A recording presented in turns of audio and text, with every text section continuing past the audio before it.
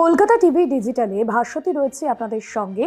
আর এবার যে বিষয়ে কথা বলবো, গত কয়েকদিন ধরেই আমরা দেখছি যে জলবাহিত রোগে ইন্দোরের বেশ কিছু মানুষজন, বলা যেতে পারে কয়েকশো মানুষজন অসুস্থ, অনেকেই হাসপাতালে ভর্তি, তাদের মধ্যে শিশুরাও রয়েছেন।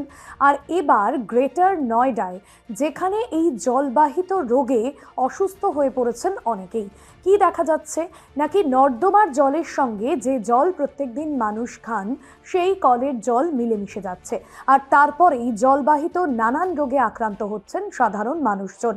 গ্রেটার নয়ডার বিভিন্ন এলাকায় মানুষজন তারা অভিযোগ করছেন এই পানীয় জল খাওয়ার পর থেকেই তারা ঘন ঘন বমি এবং বিভিন্ন ক্ষেত্রে তাদের বিভিন্ন রকম শারীরিক উপসর্গ দেখা যাচ্ছে।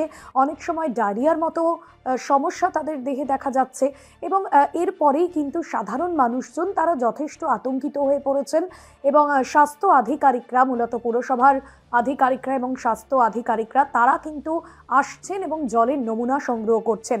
কিন্তু সাধারণ মানুষের যে অভিযোগ বারবার সামনে আসছে, এই নমুনা সংগ্রহ করার পরেও, যেটা ইন্দোরের ক্ষেত্রে হয়েছে, সেখানে সাধারণ মানুষজন অসুস্থ হয়ে পড়েছেন জল খেয়ে, কিন্তু সরকারের তরফে কোনো রকম কোনো পদক্ষেপ নেওয়া হচ্ছে না। শুধুমাত্র জলের নমুনা সংগ্রহ করা হচ্ছে, শুধুমাত্র পুরসভার আধিকারিকরা আসছেন, স্বাস্থ্য আধিকারিকরা আসছেন, তারা আশ্বাস দিচ্ছেন, শুধু ভুরি ভুরি প্রতিশ্রুতি মিলছে, কিন্তু কাজের কাজ কিছুই হচ্ছে না। আর বারবার এই ধরনের ঘটনাগুলো বিজেপি শাসিত রাজ্যে দেখা যাচ্ছে।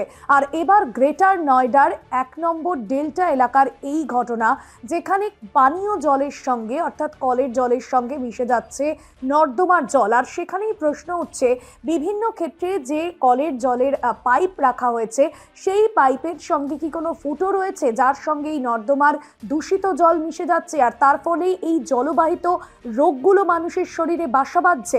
এই প্রশ্ন কিন্তু উঠছে। তবে জেলার স্বাস্থ্য আধিকারিকরা তারা প্রত্যেকের স্বাস্থ্য পরীক্ষা করছেন এবং যে বিষয় তারা বলছেন যে জলবাহিত রোগ থেকেই মানুষজন এই ধরনের রোগে আক্রান্ত হচ্ছেন।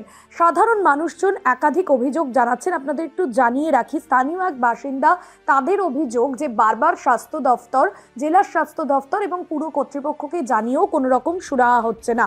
তারা শুধুমাত্র ঘটনাস্থলে যাচ্ছে, নমুনা সংগ্রহ করছে এবং বাকি তদন্তের দিকেই সেই বিষয়টা ঝুঁকে যাচ্ছে। কিন্তু সাধারণ মানুষ তাদের প্রত্যেক দিনের যে পানীয় জল বা তাদের দৈনন্দিন কাজের জন্য যে জল তারা ব্যবহার করছেন, সেই জলে কতটা পরিমাণ দূষিত পদার্থ মিশছে সেটা কিন্তু কেউই লক্ষ্য করছে না।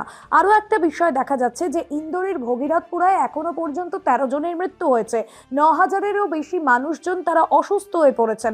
অনেকে হাসপাতাল থেকে ছাড়া পেয়েছেন, অনেকে চিকিৎসাধীন অবস্থায় বাড়িতে রয়েছেন। গুজরাটের উপমুখ্যমন্ত্রী হর্ষ সাংভি তিনি বলছেন যে গান্ধীনগরের সিভিল হাসপাতালে তিনি গিয়েছেন। 22 জন বিশেষজ্ঞদের একটি টিম গঠন করা হয়েছে, যেখানে মূলত এই সমস্ত রোগের চিকিৎসা করা হচ্ছে। মূলত মনে করা হচ্ছে গান্ধীনগর সিভিল হাসপাতালে 104 জন চিকিৎসাধীন। স্থানীয় বাসিন্দারা অভিযোগ করছেন যে ঘন ঘন বমি, পেটে ব্যথা, পেট খারাপের মতন উপসর্গ দেখা দিচ্ছে।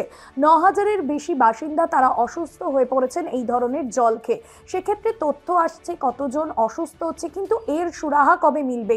জলবাহিত যে ধরনের রোগে সাধারণ মানুষ আক্রান্ত হচ্ছেন, সেই আক্রান্ত থেকে এবং যে তদন্তের কথা বলা হচ্ছে বারবার স্বাস্থ্য আধিকারিকদের তরফে, পুরসভা কর্তৃপক্ষের তরফে, কিন্তু সেই সবটাই কিন্তু বিষবাও জলে। আদৌ কিন্তু কতটা কি এর পদক্ষেপ নেওয়া হচ্ছে এই বিজেপি শাসিত রাজ্যগুলোতে, যেখানে বারবার এই ধরনের রোগে সাধারণ মানুষ আক্রান্ত হচ্ছে, সেই প্রশ্ন কিন্তু থেকেই যাচ্ছে। কলকাতা টিভি ডিজিটালের এই বিষয় এখানেই শেষ করছি। এরকম অনেক ইম্পর্টেন্ট আপডেটের জন্য অবশ্যই দেখতে থাকুন Kolkata TV digital, Kolkata TV, রাত দিন 7 দিন।